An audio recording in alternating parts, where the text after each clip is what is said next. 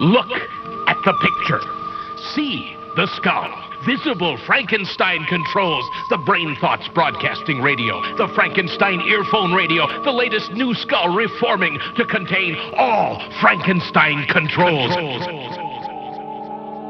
Today's episode of Frankenstein Control is brought to you by the new American holiday. You've heard of Thanksgiving. Now it's time we throw in a little bit of that grand old Halloween tradition, adding a little bit of allure to the holiday. So, the Thursday after Thanksgiving henceforth will be known as Skanksgiving, the sexy Thanksgiving. Oh no. I'm listening. All women will be required to wear cranberry sauce cans on their titties, and all guys will just stick their dicks in cornucopia banana hammocks. No. It's the sexiest time of year, and Grandma and Grandpa are sure to get a lot of screams. Well, welcome to Frankenstein Control. Don't you mean Skankenstein control? Welcome to Skankenstein Control. Where are my cans? There they are. Well, at least she came prepared. Yes. They're full of cranberry sauce. I'm going to have to shit very soon. Does that not do it to everyone else? If you eat a whole lot of like cranberry sauce, you just have like diarrhea. No. In like an hour. No. I always just chalk that up to the fact that I ate an entire African village's worth of food in a single day. I just thought that was because of that, not because of the cranberry sauce exclusively. Maybe I'll hold off on the cranberry sauce. Why would you do that to yourself? What do you mean? It's one of the best parts. Oh. Is to eat can-shaped cranberry sauce. Yeah, it has to be the kind that's like shaped like the can. Exactly. It's That's what makes it taste good. It's just that purple glop in the shape of the can. Yeah. Not the chunky kind, because that's an abomination. But the good kind, which is just shaped like the can, and you just carve off a chunk with a spoon and put it on your plate. That's just metal as fuck. There probably is metal in it. Yes.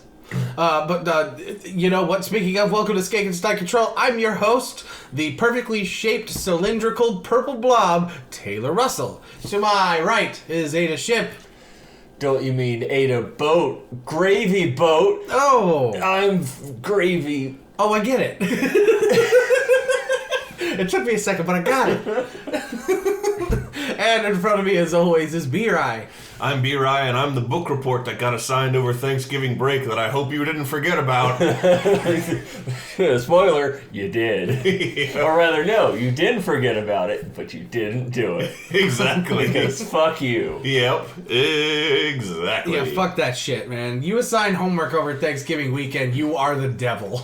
Yeah. You're actually the devil. And then it's worst of all, too, because this actually reminds me, speaking of book reports, reminds me of a thing that I learned recently. Mm-hmm. How to read? Yes, I recently learned how to read, and my God, there's just so much content out there that I wasn't aware of. Did you know there's this place called Red Pill? Oh no! Oh no! Oh, it's so interesting. Taylor, have you heard of Breitbart? Oh, no, I've only heard of Bright Homer. Down!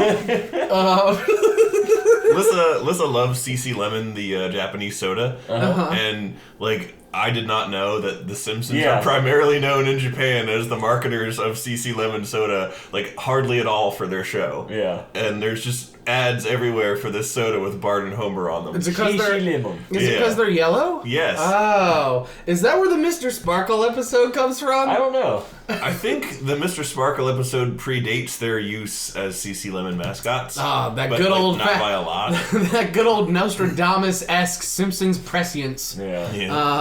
Right, the thing that I was reminded of, book reports. Right. So I learned recently from a coworker, because she has a early high schooler, and kids these days got it fucking rough, man. Did you know that at least this school, I don't think it's a special school, I think it's just a normal ass school, parents can now be sent by assignment updates of their child's grade. There ain't no hiding your report card no more. Your parents gonna know you fucked it. Can't just have Josh go into the school computer lab and download the template for interim reports and give it to us all on a flash drive so we can print our own at home. so amazing. God, I can't believe that's fucking real. And then you dog ear it a little bit and you put it in your bag like you're carrying carrying it around all day. I don't know why. See, I didn't do very well in school. That's why I can't talk very well now. I was able to cheat my way through 4 years because Kippa stole me things. But, then you put the real one through the shredder. And you have to make it look believable. You got to give yourself some C's and some B's. Yeah. Don't go for the straight A's. No one's going to believe that. Yeah. Your dumbass didn't get straight A's. Mm-hmm. Fuck off with that. Fuck off with that, little B-Ride. But a needs improvement in algebra, that's believable. I got to see Plussington. I saw a meme that said something like, no more snow days, school replaces snow weather closure days with online classes. Oh. And I saw a comment like, we got out of school at the right time, ladies and gentlemen. Yeah. Wow, that's like the ultimate white dude move. Yeah. Where he's like, wow, we got here at just the right time. By golly. And it sucks because a lot of times you do get there just the right time. You want to acknowledge it, but then you don't want to fit a weird stereotype. Yeah, Like that time we went to Popeyes and we got there at the right time. Mm-hmm. We got there at exactly the right time. Was that when somebody got stabbed for a chicken sandwich? No. Did I stab that guy for a chicken sandwich? No, we went there and we ordered a huge order. And then right as they booked it in, we're like, all right, get your food ready. I'm like, awesome. 8 billion people decided to show up and say, I want chicken. Sticky chicken. Give me biscuit. I want the biscuit chicken. Sponsored by Popeye's Chicken. That's the new slogan. What do you think? I believe it. It's a little bit goblin. Don't tell Elon Musk. You know how scared he gets. This just in. Take it down, and then we won't have an alternative to Chick-fil-A. Then we'll have to kill the gays. No. This just in. Elon Musk purchases Popeye's Chicken for $1.5 trillion. Elon Musk says, haha, I have infinite money. I don't even think of money as a concept anymore. We were making big funny ha-has about the electric truck. Uh-huh. I like that truck. It reminds me of Blade Runner. I was gonna say the one that looks like the Blade Runner car. Yeah, I'm down with it. We already live in a horrible dystopia. Why not look the part? Yeah, that's. I mean, I can't really argue with that logic. Well, I'm more just a sucker for headlights that span the entire front of a car and aren't interrupted by a grill. Yeah. And the concept art looks really cool. It's basically a RoboCop visor on your car, and I'm super down with it. And I'd want one. Could you imagine the torque on that thing? Yeah, the wind resistance is. I just don't know. But it's kind of cool. I like it. It's very sci-fi. I'm cool with it. Well, speaking of sci-fi, it had cool, sci-fi designs that also look like they could have been plausible vehicles. Is Cowboy Bebop, and the creator of Cowboy Bebop. Is Elon Musk. Oh my god, if that was true. Elon, we're turning Elon Musk into a folk hero. Yeah. It's bizarre. He's the Paul Bunyan of Frankenstein.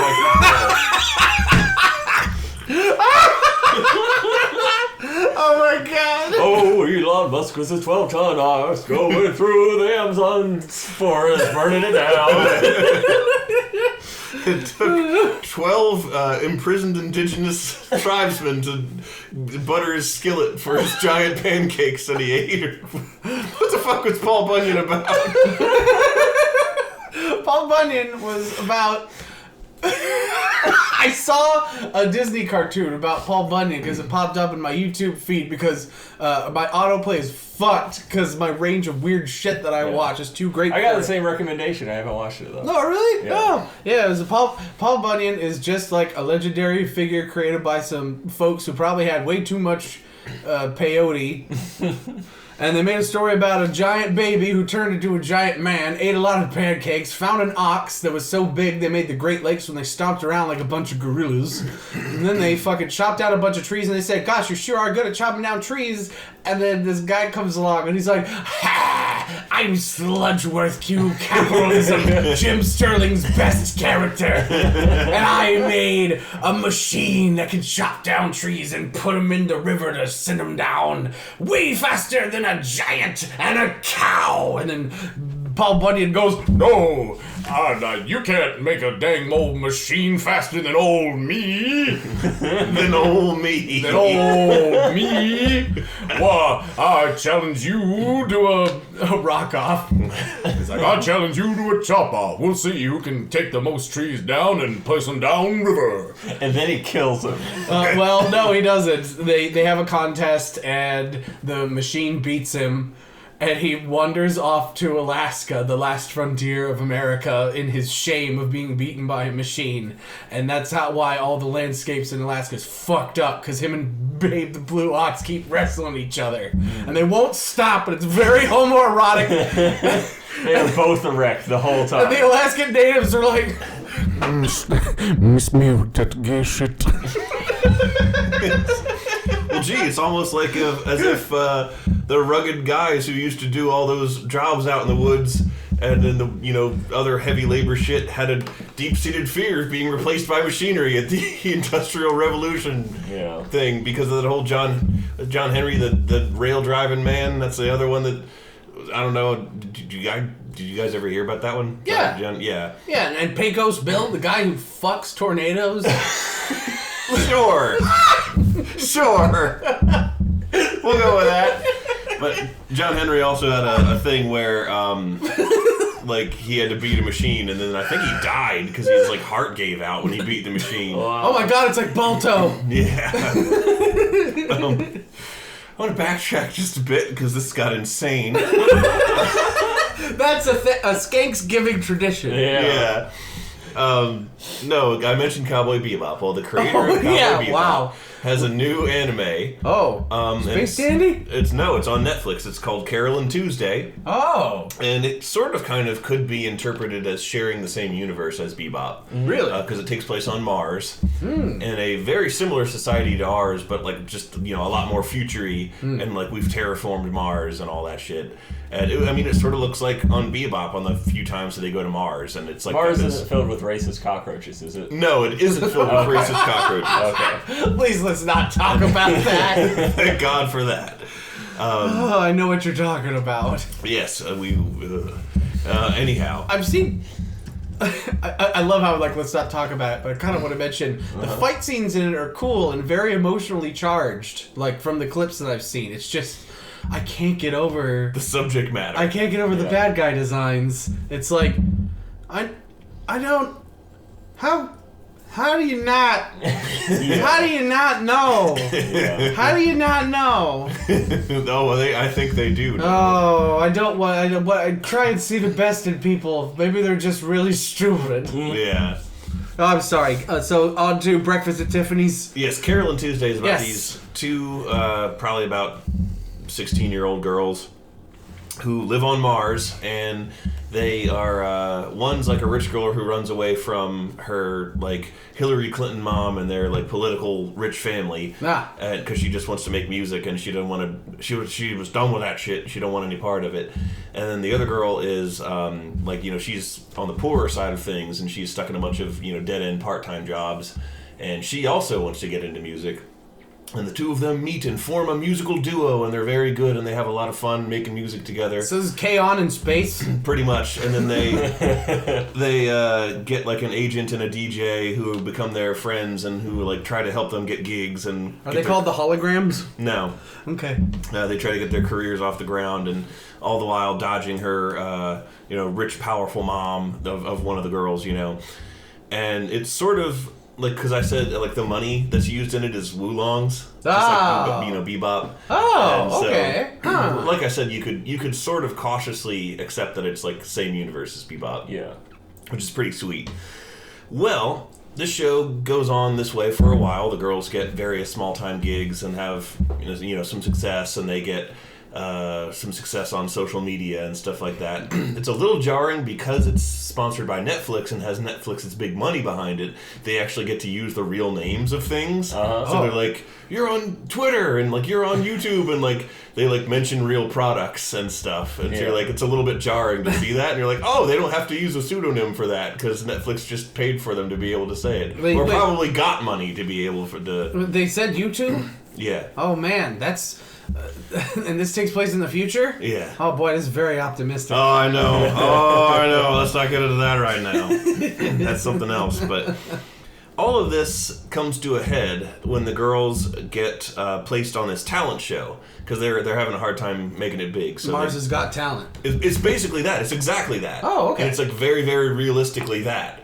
And they're on there with a bunch of other contestants, and it's exactly like a modern talent show, like, you know, America's Got Talent or X Factor or whatnot. Mm-hmm. And some of the other people, like the other characters on the show that they're up against, there is one group in particular called the Mermaid Sisters. Uh-huh. And they have sort of been the show's breakout characters just because their scene has been so famous that I think Lissa and I independently of one another saw pictures of them or like a gif of them on Twitter or something long before we ever knew what the fuck they were. And they are 3 anime old Gregs.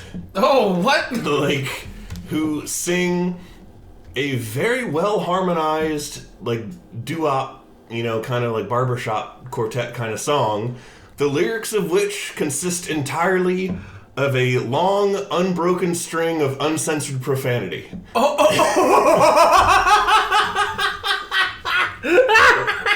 What? Exactly what I just said. Oh, Netflix. You've given us a gift.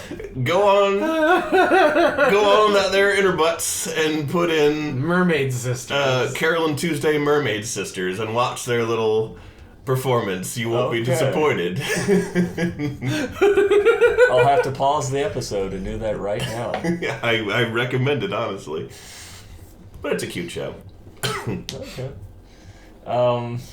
This was like a last episode, but we were talking about shitty advertisements. Where I work, we have music playing constantly over the speakers. And then it's just music inside. But outside, the music will be interrupted by advertisements. Right. For where I work. Where I work is Sheetz. It's a convenience store and restaurant and gas station.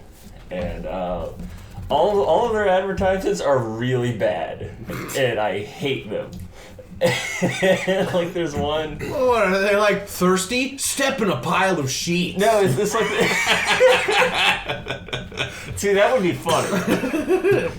But like, there's one where they're advertising like there's like a appetizer sampler thing that we sell, and it's like, hey guys, what are you doing off work? Oh, I'm just I got the app sampler and I've been playing with it. I made a house out of mozzarella sticks and I have tater tot people with popcorn chicken pets, and it's really dumb.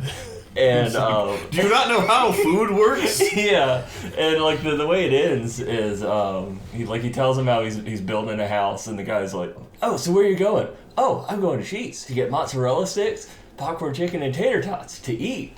And then like that's how it ends. And anytime I hear these commercials, I always want to pervert them. So now your outlet has arisen. Yes. So it's like, I'm getting tater tots, mozzarella sticks, and popcorn chicken to fuck. Oh no. And that just kind of got me on this train of like unnecessarily aggressive or vulgar commercials. so like it's a like a McDonald's commercial is like, no, at McDonald's, a new crispy crunchy salad. It's got nuts and crunchy stuff and croutons, and it's really great. McDonald's, go fuck yourself. Fuck!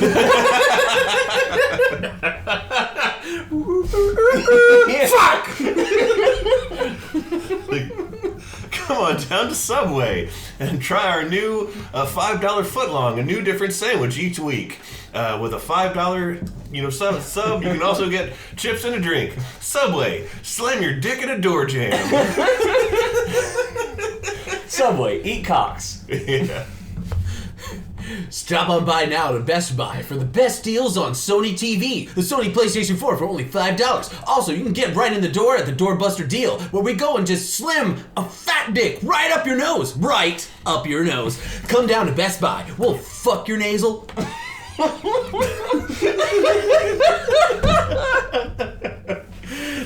Today's episode of Frankenstein Control is sponsored by Best Buy. No, fuck your nasal. Oh gosh. I like this. I like this concept. Again, it's because I'm very crass and Yes. hard to control. Come down to Long John Silver's. We got fish. We got tacos. We got fish tacos. Slam your tongue in it. That's right. Keep doing it. Up and down. Now spell the alphabet. Long John Silver's. Be right the look on your face. Long John Silver's. Give oral sex to our food. Long John Silver's, where your money goes a long dick. Introducing at Burger King the new Big Whopper. Fuck, fuck, fuck, fuck, fuck, fuck, fuck, fuck, fuck, fuck, fuck, fuck, fuck, fuck, fuck, fuck. Burger King. Fuck. It almost sounds like a feedback loop, like an error in the audio when it was recorded. The last fuck is bass boosted. It's just.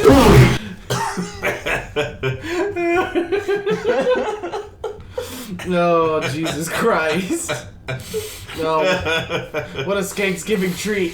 Oh, yeah, that's a string of expletives that run through my brain constantly working retail food service.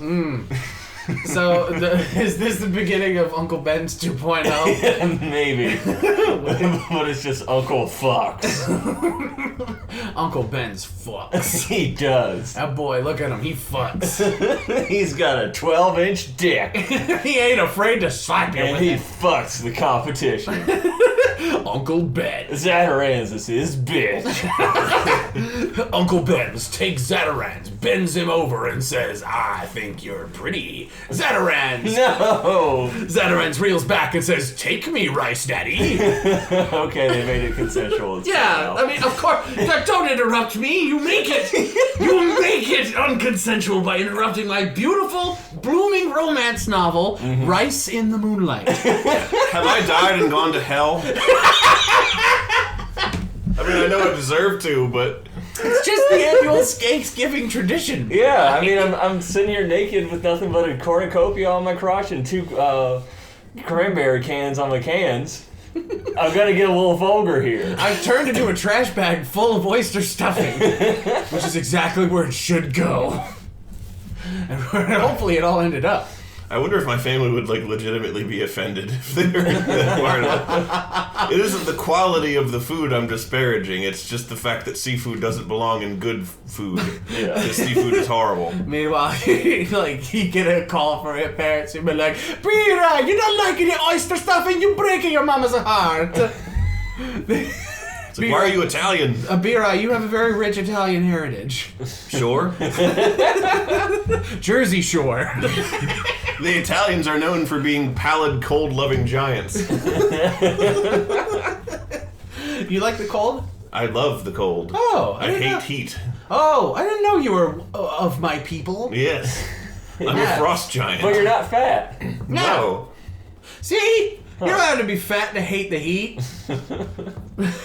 I mean, with you and Brian. Yeah. I mean, one just, is led to I believe. just assumed you were all the same. The evidence is empirical. I definitely know. But see, you don't have to be a fatty to hate the hottie.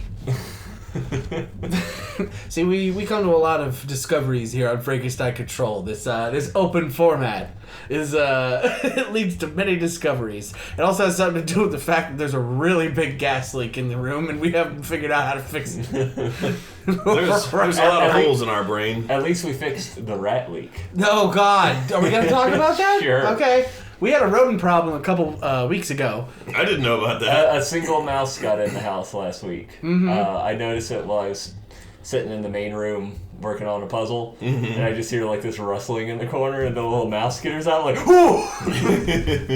It's just like, what's good? And you're like, "Ah!" So like that was like 4 a.m. So I'm like, okay, at 6 or 7, I'm gonna walk over to Home Depot, buy some traps, set them up, and then hopefully they will be successful. I did that.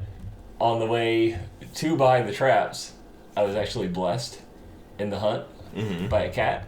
Oh. Like a neighborhood cat just like walked up to me meowing, just like meow, Aww. meow, and was like letting me pet it, just loving me. I was suddenly his best friend, and then I bought mouse traps.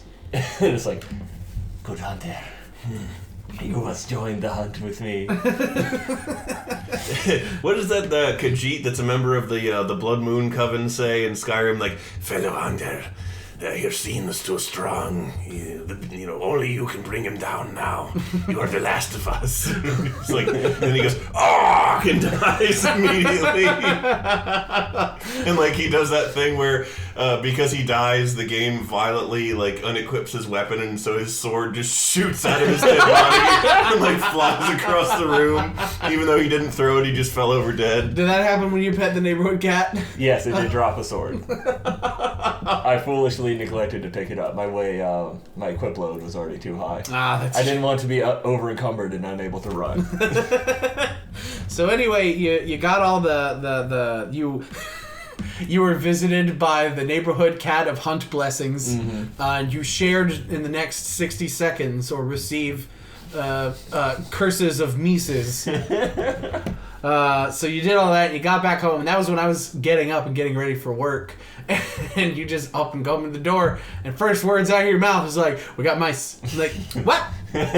No, actually, no. I said, we got good news and bad news. That's right, we got good news. Bad news is there's a mouse in the house. No, you didn't say mouse. You went, there was a vole, and I'm like, the fuck? Because I'm still kind of groggy, so I'm like, a bowl? There's a bowl in the house. It's got guacamole in it. Oh, delicious guacamole. Ooh, my wife made chicken dumpling soup, and that's still waiting for me when I get home. Glad to know, me, right? That was just an aside. That was just an aside of how much more pleasant my life is than yours. So anyway, it is like, there is a rodentius in the house, and I'm like, oh, fuck! And then she's like, oh, I'm gonna put peanut butter on these traps. I'm like, wait a minute, Ada, because of course I didn't know about any of this until you informed me, and I was like, hold on a second, Ada, lover of all nature, a person who browbeats me for every bee and spider that I kill, like I'm a fucking Jonestown murder man? You are going to take the life of an innocent mammal? And what did you say? I said, yeah, fuck it, it's an idiot. It's like running right in front of me. As I'm like just sitting there, like I'm not even there, like I'm not this giant predator that wants to kill it. And the mouse is like, oh, you need to be removed from the gene pool, and you have been. Even I don't know that I could be able to do that. I'm not sure if I could or not. I felt bad about it. After I got home and found it dead in the trap. Yeah, like a day later. Yeah. It took it a whole day to find Peanut Bubber. I wanted to like take my first instinct was to take a picture of the dead mouse, send it to Taylor, and then just be like, got him, or like prey slaughtered. Give him some like dubstep. What you should have done with the dead mouse. I know what I was gonna say. Be like, good news, man. We can finally have that, welcome home party. That welcome home housewarming party. I booked this dead mouse. And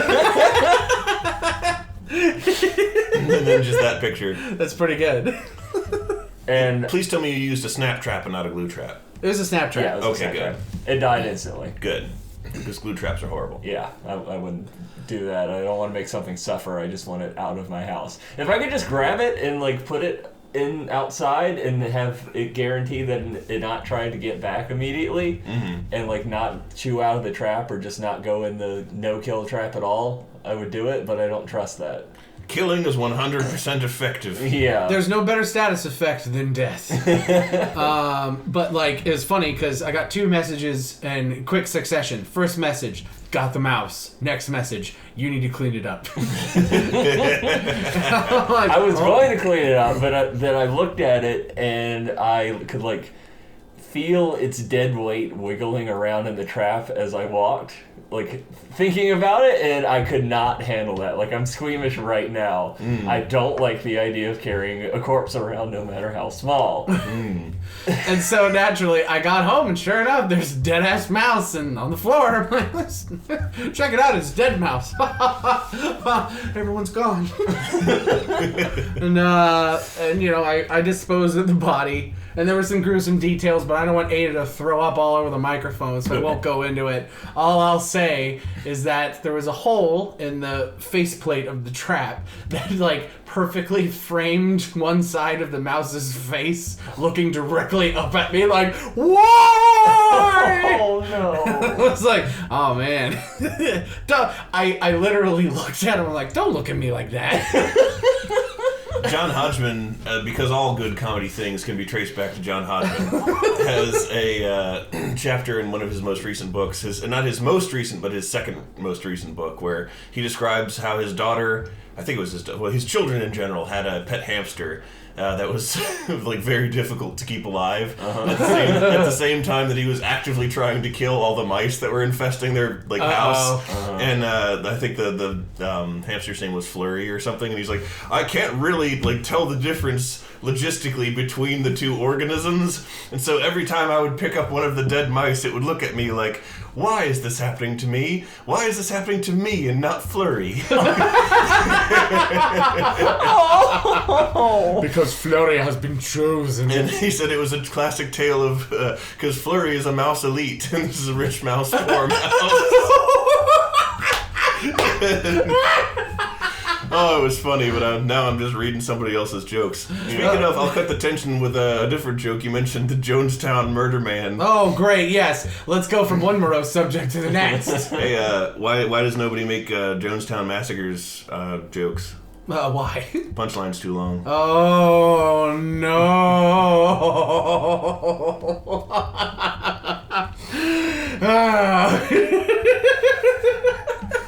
Well, you heard him. Y'all get in line. It's time to get punched.